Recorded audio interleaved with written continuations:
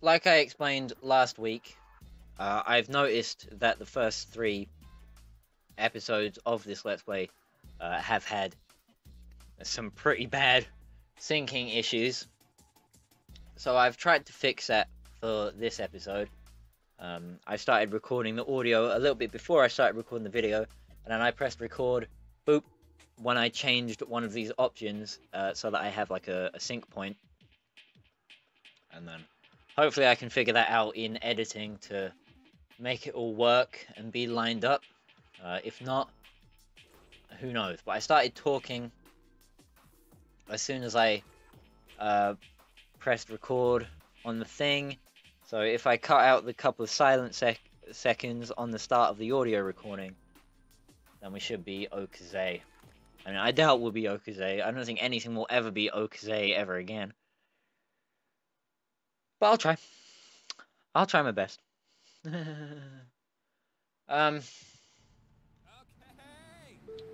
I've got a race to do, so we can get nice and comfy.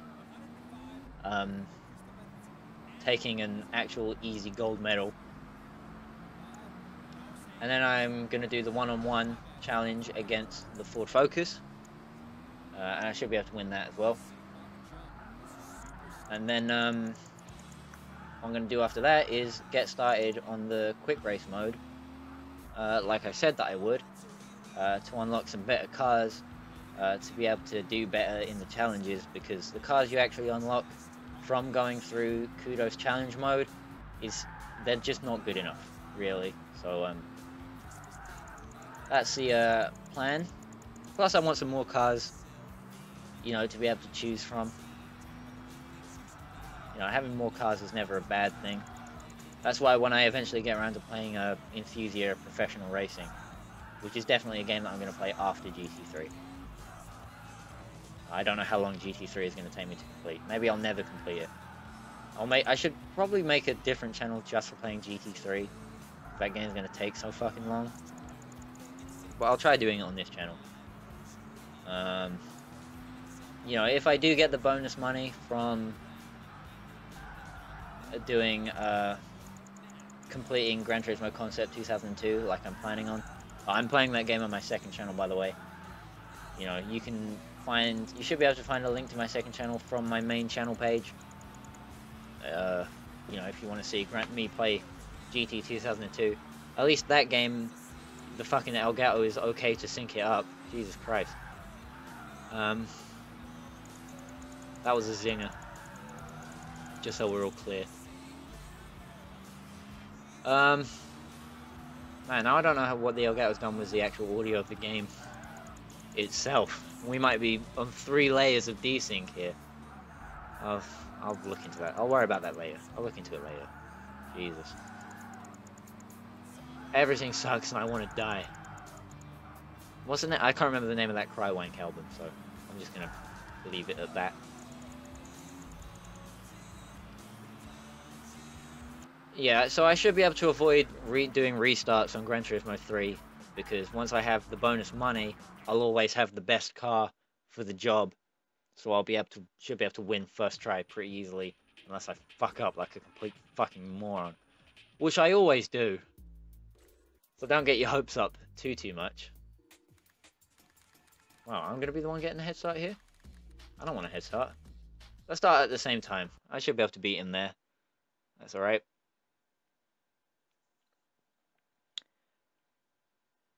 This one makes it a fair race rather than giving him a head start, or him getting a head start.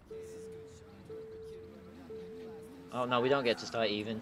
I still have to start a little bit behind him.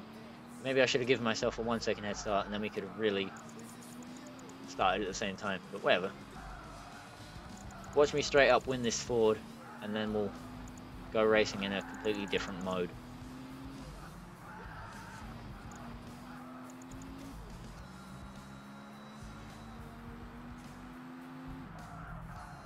And then that actually should cap off this recording session pretty damn quick. I could probably go for a bit longer if I wanted to.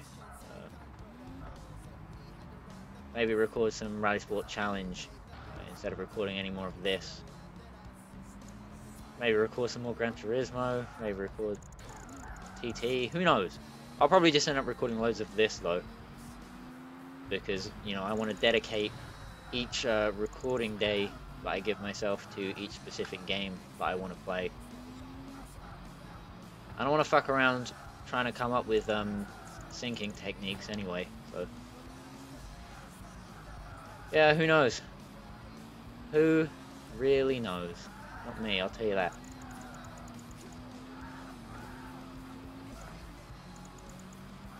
Or maybe I could just like end the recording session after recording 6 episodes like I normally would, and then go off and play Persona or MGS2 or something like I've been meaning to do for a while and just haven't gotten around to. Or maybe I could finally watch episode 4 of Pop Team Epic, which has been sitting on my hard drive for about 3 days now since it came out.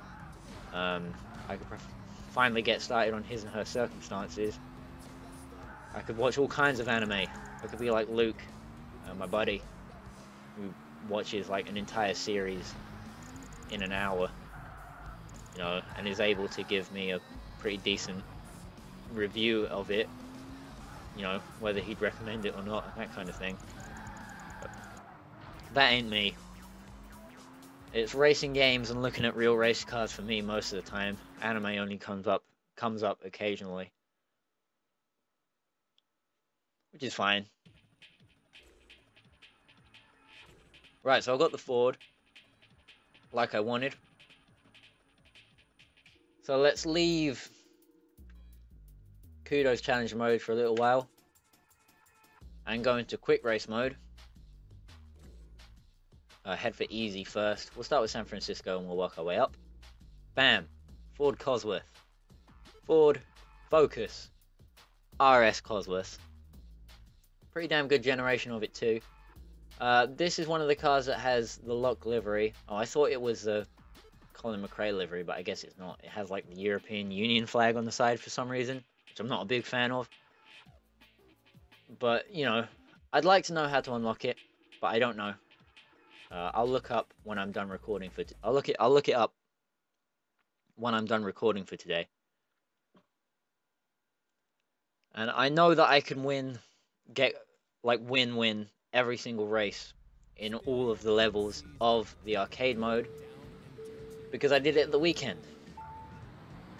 Also, the arcade mode is a way to get a look at some of the variety of cars that are in this game. There's a Skyline R34, which, you know, I like the R33 better, and I like the R32 better than the 34, but hey, at least it's not a 35, am I right? Oof, what a shitbox. That green car there is not a Mazda MX-5.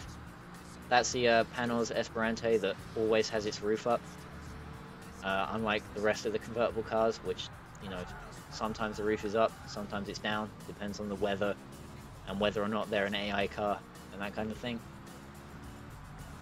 And then at the back of the field, there's a Subaru. And I think a Mitsubishi, but I can't see that far, it's kind of pixely from here.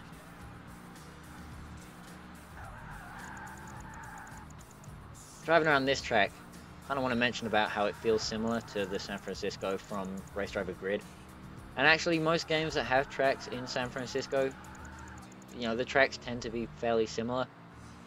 I mean, obviously, I know that's because, like, it's San Francisco, and there are certain parts of it that you'd want to include in your racetrack to make it, you know, iconic as San Francisco. But, I mean, you know, some of the elements they include to do that, the track layout ends up usually being pretty similar. I mean, this track, for example, well, obviously I'm not jumping up and down hills like I would be if I kept going down that road a little bit further. But once you get to the bottom on the flat, you've got to do a chicane like this, look. Oop. And then there is, oh, well, I finished. But then there's a right-hander into a left-hand hairpin. Really makes you think about Race Driver Grid, don't it?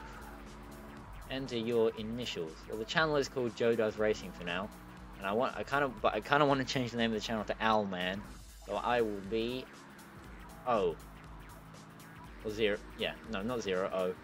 O W L. And I've called myself Owlman for this game anyway. So even if I don't end up changing the name of the channel to Alman or like doing anything of that, and I just leave it as Joe Does Racing. At least in terms of this game, I've called myself the Owl Man. So yeah, whatever. I'm gonna put less and less of my like real name out there and that kind of thing. It's just a minor change of mind that I've had. Yeah, Subaru, Mitsubishi Lancer, I talked about in a previous episode about how it has a Tommy Mackinnon livery that I don't know how to unlock. Pushing with the Panos, the Mitsubishi is spun out. Panos literally will not leave me enough space to even breathe. I received a tap from the Nissan, but I held it together and didn't go around. So now I just need to keep cool and catch up with the Focus in the lead. Which I'm not having too much trouble doing, on the basis that I just passed him just now. I was about to say I was having a little bit of trouble, but then I just blasted past everyone on the straight, so I guess I wasn't having any trouble at all.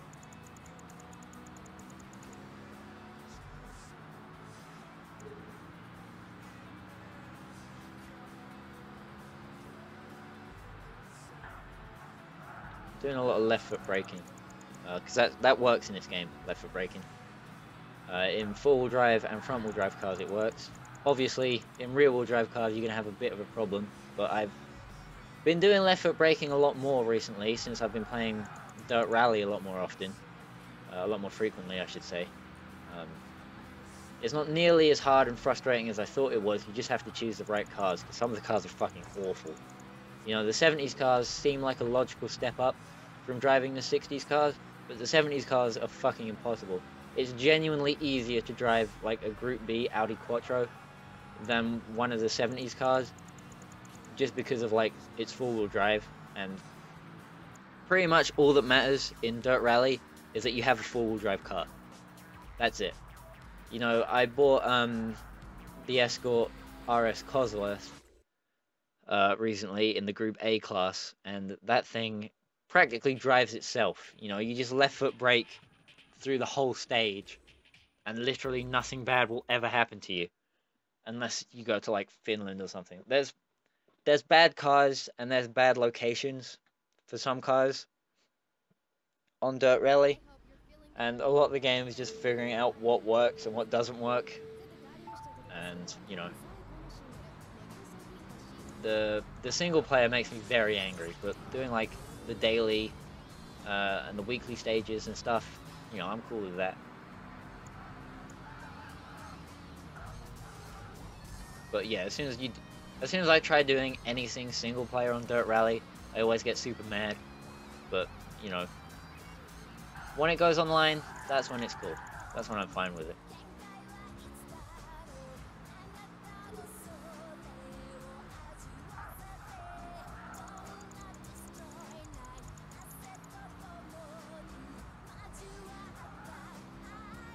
The easy mode difficulty on this game, as you might expect it to be, it's pretty easy. Right, here's what I was waiting to talk about when a few episodes ago in San Francisco I said that the tracks were narrow. I don't know why I thought this area was in San Francisco, because it's very clearly Japanese, but whatever. Yeah, these tracks get really, really fucking narrow. And you can Austin Powers yourself, I'm pretty sure, but at least when you do, you'll block up your opponents and be able to hold the lead. Unless they decide to drive through you, which, I mean, given the AI on this game, doesn't seem too unlikely. Shit. But unlike Dirt Rally, Monaco used to be one of my favorite locations on Dirt Rally. When I was in the shit cars. Before I figured out that some cars were actually good and didn't feel like shit to drive. You know, I used to think Monaco was one of the best areas because it was mostly on tarmac. But then, you know, more recently, the snow sections of Monaco have really been fucking me over for some reason. And I just can't handle them, so usually I don't like doing Monaco anymore.